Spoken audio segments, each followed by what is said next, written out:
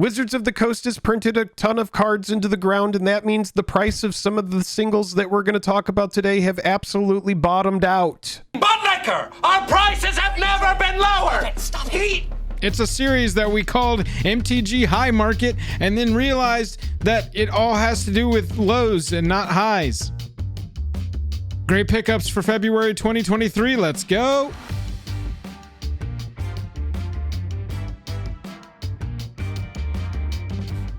Highest level of gratitude to our patrons who power the channel through Patreon. Check out the Patreon link in the description to learn about monthly giveaways, VIP Discord access, and even our official playmat. Hello and welcome to The Day. Thank you for spending your time with us. I'm Jake.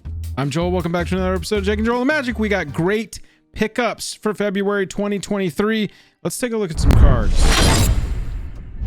We are starting off with Seasoned Pyromancer. Jake, I was watching some gameplay of Modern on MTGO earlier today while I was working, and this card was putting in work, bro. This It's a strong card. Rakdos midrange, Murktide Regent, Crashing Footfalls. That's what I was watching today. I was really interested in the Crashing Footfalls deck, and so I pulled up a big deck tech with Andrea Mengucci of the whole thing, and I saw him playing against Seasoned Pyromancer a lot. This card is good. It has been up almost touching 30 at some points, and now it is down into the $10-15 range to pick up a single copy of this card. Yeah, it's a card that goes wide, and then you get extra value out of it later in the game, which is what people really love. Exile it from your graveyard, create 2 1/1 red elemental creature tokens. If you actually click on, we're over here on MTG Stocks, shout out to MTG Stocks, you might see some graphics in this video from that. It's interesting because if you look at the original Modern Horizons version of the card,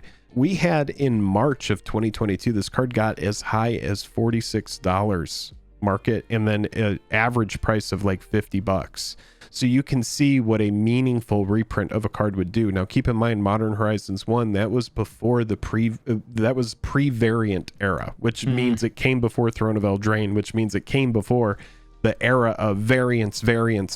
But now, Seasoned Pyromancer, we know it was printed in Double Masters 2022. We got an etched version. We got the full art treatment. We've got foil versions of it. We've got regular copies. The price has tanked, but this is one of those cards where you're like, if you are interested in playing red in Modern, you aren't gonna hate having a set of these in your collection. About 50-60 bucks will get you a full 4 set of these nowadays. And so if it's a deck that you've been interested in, it might be a good time to look at this card.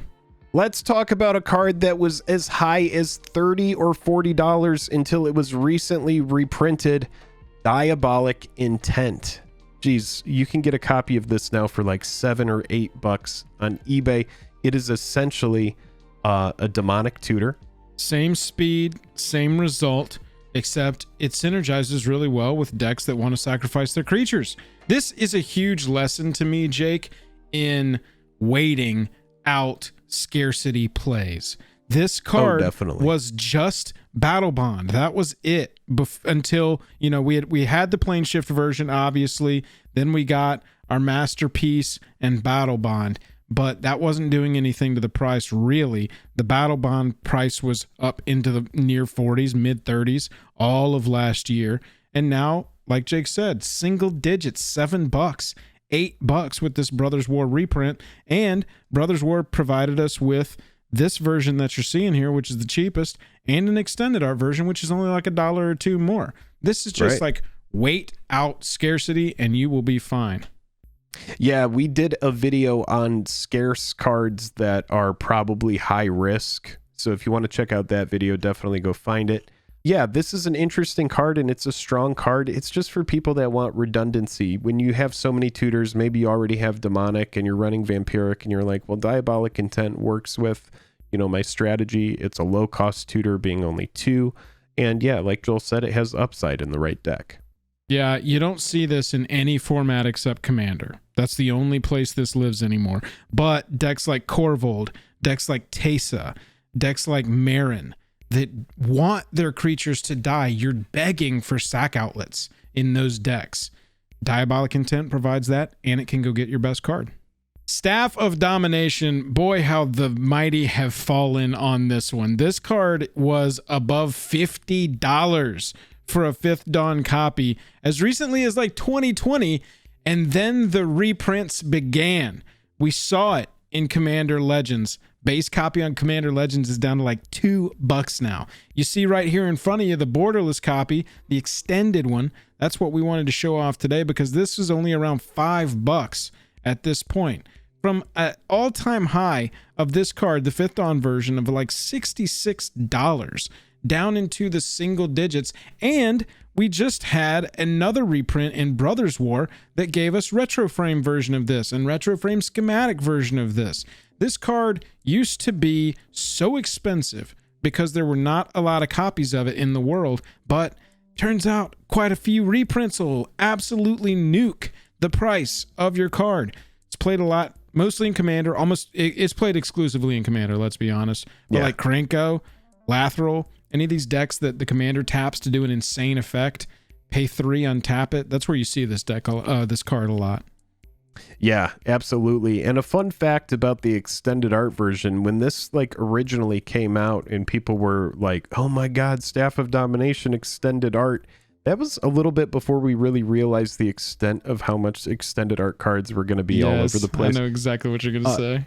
I mean, this card was, as high as $60 pre-sale. And this then, one that you're looking at, that is now $7 or $5. Yeah. And so if you had just waited, I mean, it's just wild. We've learned a lot. We can say that we've learned a lot. But if you do like this extended art copy, I would say at this point, it's low risk, baby. It's super low risk. It's been out for a while. It's pretty much bottomed out. It's a great card. Not saying go out and buy them all up. That's a big thing that we should say in this video is you don't need to go and buy everything. No, this isn't a series for specs. This is for cards like this. That's an old card that has viability still, and at this point is the lowest risk that we've literally ever seen on it. Right, exactly. And risk is just mitigating your loss. And if you're trying to just put a card in a deck, this might be the series for you. You're like, okay, Staff of Domination, that's been on my radar for a while. I remember it being $20. I didn't realize that the cool full art version was $5. Yeah, pretty crazy card though. It's a good card. I sold mine for like $30 a few years ago. Yeah, I mean, that's one thing to say is like, don't ever hold any of these cards that can be reprinted, especially if you're not using it. Trade it away for something else or sell it and buy something else that you want. If you had decided to set your sights on an Urza's Legacy copy of No Mercy, you would have paid in 2021 of March around $40 for this card, but they have just printed it into Dominaria Remastered, which now it's the best time ever to buy this card. It has absolutely tanked the price, and you can get a retro version of it for honestly like right around $10. If you follow us on Twitter, you will have seen over the past 2 years how anytime Wizards tweeted anything about reprints, I did the whole I am back humbly asking for a No Mercy reprint meme. And here it is. They did it. They gave us 3 different versions. We got the showcase, we got the retro, we got the regular, and we got foils of each. This is the retro you're looking at here, about $11. It seems it's kind of funny. The market price for the regular border is $1 higher, which is the same as the showcase version. And then this one, the retro one, which is the one I personally like because they kept the original Mark Teton art. It just looks so pretty to me. This one is $1 less. So I guess this one is just less desirable overall. Personally, I think this is the treatment that I would want in it, and this is the one I'm going to pick up. But $11, yeah, down from like 60 averages, over 50 market for a couple of months in 21. It is different editions because you have one card that is from, the past, and you have one that was just printed. But absolutely, for anybody who's not worried about that set symbol, who just wants that aesthetic, right? And yeah, there's no better time than now. And if you did want to spring for the foil, which just looks absolutely poppin', these retro foils really do look nice. And I know that we're going to get some people in the comments, oh, you're just shilling for WotC. The retro foils look good. They really do. They don't bend. I do like that they printed Dominaria Remastered collector boosters in Japan because you got that really good card stock on them. So one thing about the retro foils from Dominaria Remastered, they're really nice. All of these, they did upshift the rarity on No Mercy here to Mythic from Rare. We will see over time which of these cards become ones where they protect the reprint equity of it and they really hold back, and we don't see this again for 2 or 3 years and that price climbs back up into the 20-30 range. Or if this is one where they're like, shoo, thank goodness we reprinted No Mercy, now we can put it into every secret layer that comes out. We'll see. Yeah. But it's a good time to pick it up. Risk is lower than ever.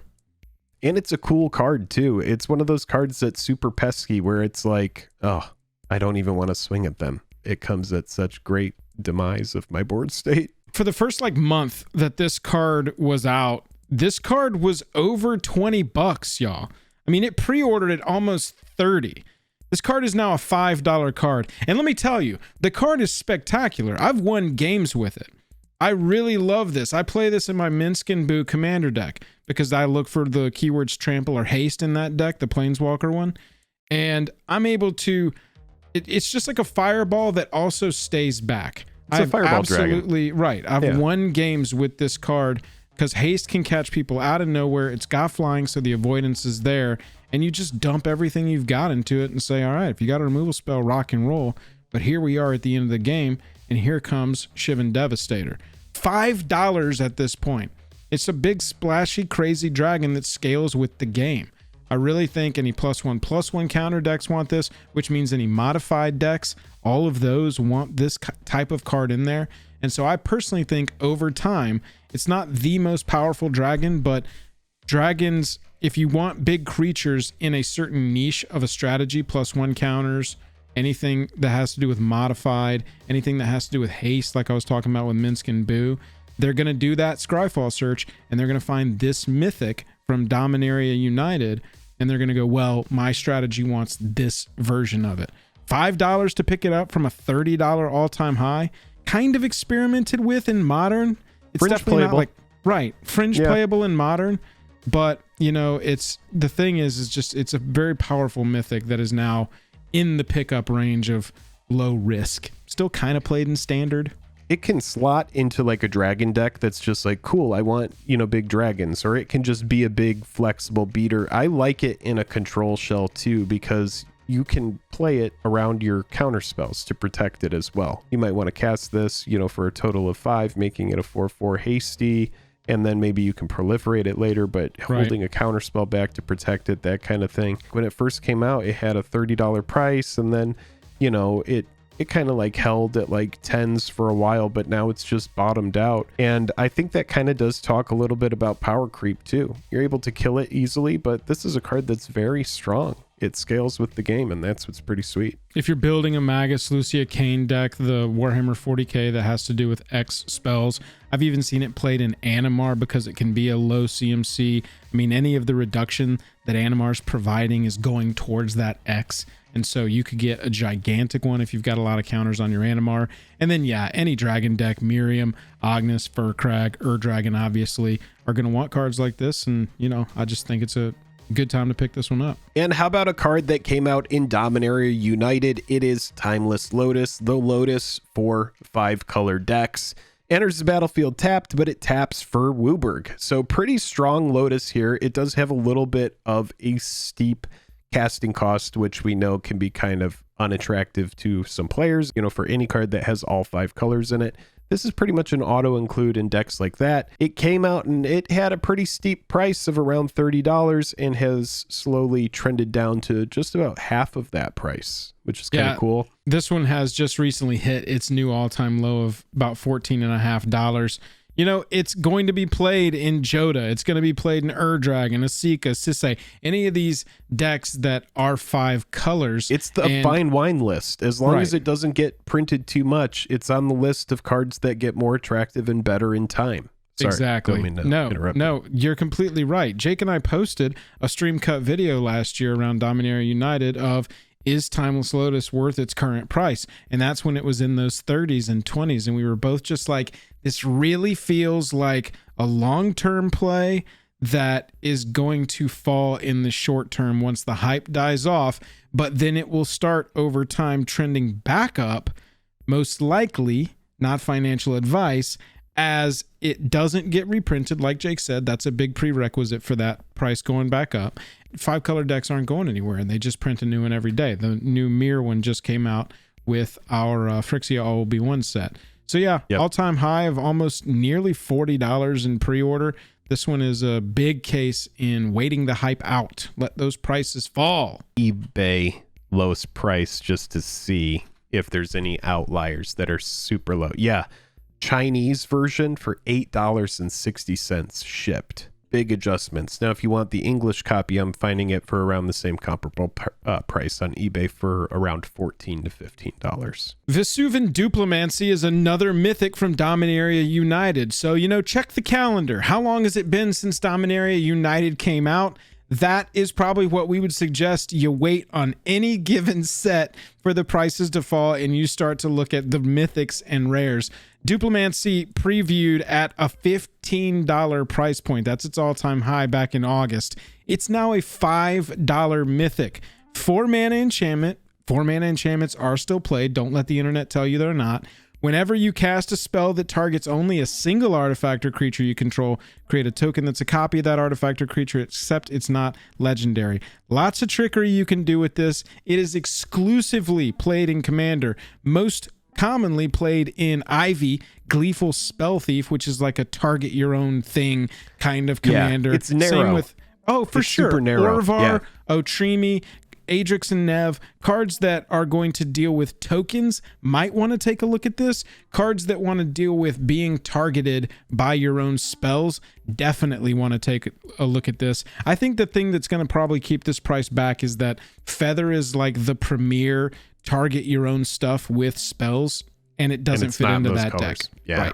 It's a card that just kind of like, when you have hindsight, you can kind of look at it and be like, oh, okay, well, that makes sense that it didn't really take off, because it's a pretty narrow thing. In Commander, you don't have a lot of slots for specific stuff that targets your own thing. So it's like, if you're not playing a Commander that synergizes with that, the card just isn't really going to go there. So I think it kind of makes sense, being a 4-mana enchantment, that big price didn't hold up. But it is one of those enchantments that if something comes out that synergizes with this, a Commander in the future, you will see a spike, because it is a mythic.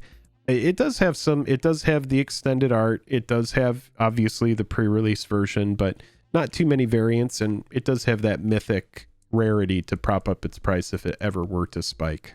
All right, so a card that originally came out in Conspiracy, this card had such a high price point. In Conspiracy, Dak Faden was hanging out at around like $40. When it first came out, it premiered at around $60.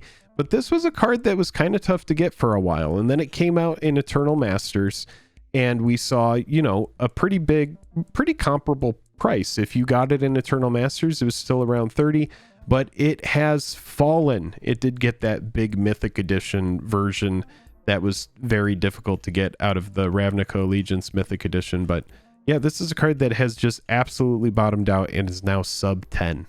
Well, the thing is it's not legal in Modern. Chat. Right. If you got a Dak Faden print into like a Modern Masters set, the price of this card would go up. It would settle because of the new printing, obviously. And you know that we would get like 6 different versions of Dak Faden in the new set. But if they were to reprint it, I'm not saying they're doing that. But the problem is like, you can't play it to steal their hammer in the Hammer Time deck in Modern, right? Like, that is what is keeping this price significantly down. You see it in vintage lists, Oath of Druids and Blue Tempo. They can take mana rocks. They can take huge artifact pieces they can steal in vintage. But past that, it's pretty much like Commander. Some play in Commander decks that maybe already have artifact synergies, and there's going to be an artifact to steal. It's still good, in my opinion. I mean, 3 mana, gain control of target artifact. Maybe you have some synergy going forward, or some extra value going forward. That's kind of a good card. It's not bad, and it loots. It's really cool for like velocity and getting through your deck. You're looking at a card that in 2021 was in that $30 range. Over the rest of the year, it sort of fell down to the $20 range. All through 2022, it's been falling. And now we are at an all-time low of like $9 and some change, just at the $10 price point for a playable Planeswalker that, honestly, if they ever get it printed into Modern, it'll be a be a nice little piece to have already, because you know it'll go straight into some decks, especially with the meta where it's at right now. Yeah, it's interesting. I wonder if it would be too powerful for modern. Let us know in the comments what you think about that. Found only in the set boosters of the Streets of New Capenna Commander product, which is a weird sentence to say. Commander product only found in the set boosters. Whatever, we're moving on. Benny Brax, Zoologist. This card was $22.50 when it was previewed. And look at it. It's a lot. You can convoke it out at the beginning of each end step. If you created a token this turn, a token, any type, you draw a card.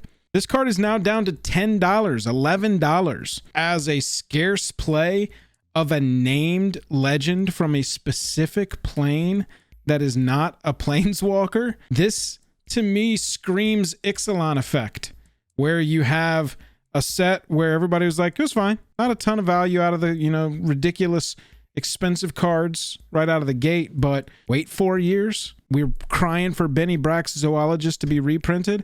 And they could shove it in a pre-con, but at that jumpstart, something like that. But at $10, $11, this is a mythic that I'm looking at picking up now, because I didn't like it. Just a single copy, yeah. Right, just a copy to have. It just seems low risk at this point because of the scarce way that you had to find it. It's a very strong card, too. Being able to draw in white is a big deal. We've seen some of the most popular white cards, Esper Sentinel. You want to be like slamming your hand onto the battlefield. Oh, yeah. Yeah. And so drawing is what you need to be doing.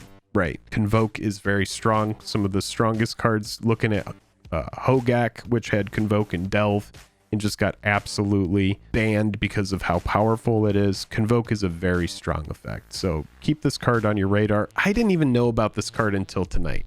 Just full disclosure, Joel had this card on the list, and I was like, bro, I don't even know about this card. Guess it's because it was a set booster exclusive. If you know about why they did that, or what I guess it makes sense. They're like, we have to have reasons for them to buy the set boosters and the collector boosters. There are exclusives in each of them. Anyway, shout out to our patron Zach G. That's why it's on my radar, because we were on stream building the red-white new precon from Phyrexia out that has to do with a creature tokens you control get double strike, and so we packed it full of creature token stuff. And then towards the end, he was like, yo, you got to check out Benny Brax. And I was like, I don't know what that card is. So that's why it was on my radar, because we just built it into a deck. Yeah, I bought a foil one of these for $20, which is kind of crazy. Let's just talk about it. It's Bootlegger's Stash. It's 1 green, it's 5 other. It came out of Streets of New Capenna. Lands you control have tap, create a treasure token. I know that a lot of you watching this video are not high on this card, but here's the thing. This powerful mythic, it is treasure in the wrong colors. That's what a lot of people are going to say about it, right? But the thing is it gets better in time. It is big mana, but it's in the colors for big mana. It is green, and it does have a very powerful effect that fits into a very powerful archetype, which is treasure. 10% of what its original price was. When we first saw it, everybody was like, oh my god, it's a big treasure artifact, it's going to go absolutely crazy. But now it is literally 1/10 the price, so it's like $6. The text is so entrancing. Lands you control have tap, create a treasure token. You see that, and I'm halfway there already. Bootlegger Stash is the biggest example in this entire video of don't worry about pre-order prices. We'll see where everything falls out.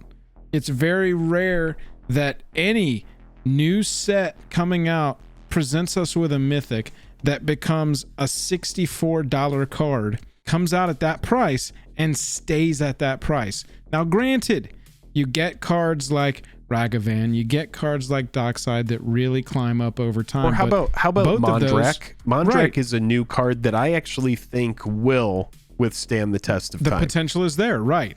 But 9 times out of 10, that's not the case. And even the ones we named, yours is actually a mythic in a full-on set, but I named a Precon Commander card and a premium straight into modern set card where the stuff is naturally going to be pushed. And so in a standard set, for a mythic to debut over $50 and stay there for the first couple of weeks and then just plummet down into that $25 range when people were like, This isn't a green staple, and now it's eased on all the way down into that $6 range. I think it's not a bad pickup, honestly. At that price, I think you could. It's be because happy it's with low this one. risk, right? If it were $20, it wouldn't be on the list because I think there would still be room to fall. But at this point, it's a big splashy mythic, and it's the kind of thing where if you want to tinker with it, if you want to put it into something casual, or if you're just like, you know what, I want a copy for the collection because maybe one day it will be good, then maybe it's a card for you. I have a single foil copy that I paid $20 for. I'm probably a bag holder on it. Let's see what a foil bootlegger stash is these days, because I bought it probably like 2 or 3 months ago. The current price of a bootlegger stash foil, are you ready for this? $7.50. I see some, right around $7. So I've even lost on that foil, and that's because I even waited a couple months after the set came out, and then it still hadn't bottomed out enough yet. It's very niche, but I think it has potential in the future. Those were our picks for great pickups in February. Let us know down in the comments if we got anything wrong, and if you have a card that you think is a great pickup right now, fire that at us in the comments as well. We'd love to continue the conversation with you. That's right. And one thing to keep in mind is we have done a big overhaul of our Facebook branding and our Facebook marketing. So if you are interested, if you like where the branding is going for the channel, if you're interested in supporting us specifically on Facebook, we do still own and operate our own Facebook infrastructure and website. So head on over there, click Facebook, share it to a friend. Follow the link to our MySpace. Make sure you find us on Vine. Look us up on phased Friendster. out the MySpace. We're still doing MySpace. We are the last people on Facebook, on Vine, MySpace, Vine, Friendster. Add us to your Google Circles. Google Circles. You can find all of that information in the description of the video. Sorry, it was called Google Plus. But more than everything, head on over to Facebook, aka Meta Platforms. Share our page to somebody that you know. One thing I would do is make a priority, head over to Facebook, go to the Wrap Up Show fan page, click like, check out all the comments. Don't forget to check out the profile.